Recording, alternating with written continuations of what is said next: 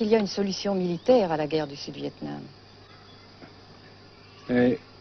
Non. Parce que vous savez que le peuple vietnam, c'est un. Et le pays du Vietnam, c'est un. Les Américains ont fait une guerre d'agression, comme qui dit, c'est une guerre non déclarée. Et, comme vous savez aussi, vous avez pu lire dans la presse, n'est-ce pas, bien, mondiale, que plus la guerre prolonge, plus les Américains et leurs valets, n'est-ce pas, comment dire ça,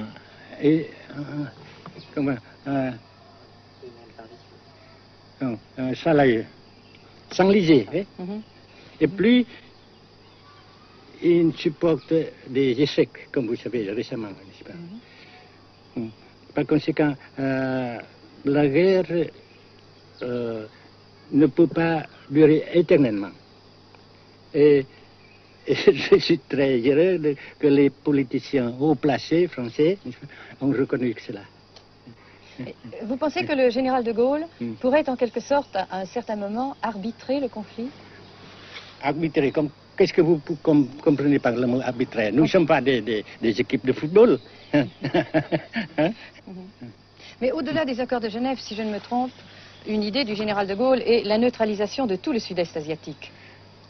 Est-ce que c'est une idée qui vous semble intéressante?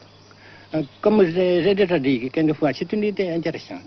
Mais ça dépend encore de la volonté de ces peuples et la manière comment on procède à réaliser. C'est une grande question, n'est-ce pas? Et je ne peux pas dire que je suis d'accord.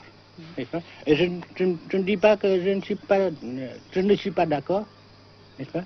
Mais parce que vous dites, par exemple, vous dites fleurs. Fleurs, il y a beaucoup de sortes de fleurs. Il y a des roses, et des blanches, des rouges, etc. Et il y a qui sont bons et d'autres qui ne sont pas bons. Mais on dit fleurs.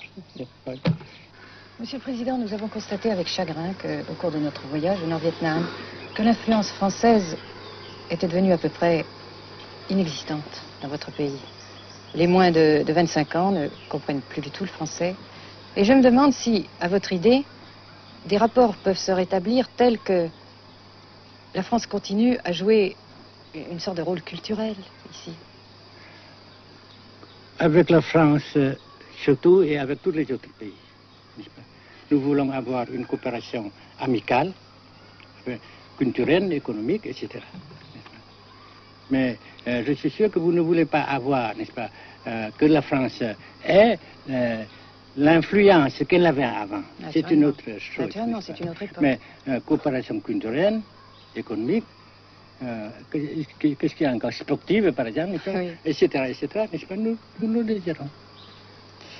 Si la guerre se cristallise au sud et se poursuit encore pendant quelques années, pensez-vous que l'avenir économique du Nord-Vietnam soit viable?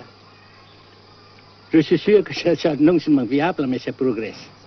Parce que vous avez vu vous-même, vous avez constaté vous-même qu'ici, nous travaillons beaucoup, notre peuple travaille beaucoup, avec abnégation, n'est-ce pas, et avec dévouement, avec enthousiasme.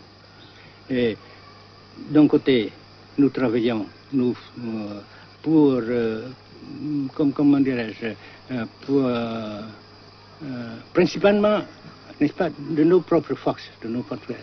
Et aussi, nous avons, n'est-ce pas, l'aide fraternelle des pays socialistes, n'est-ce pas.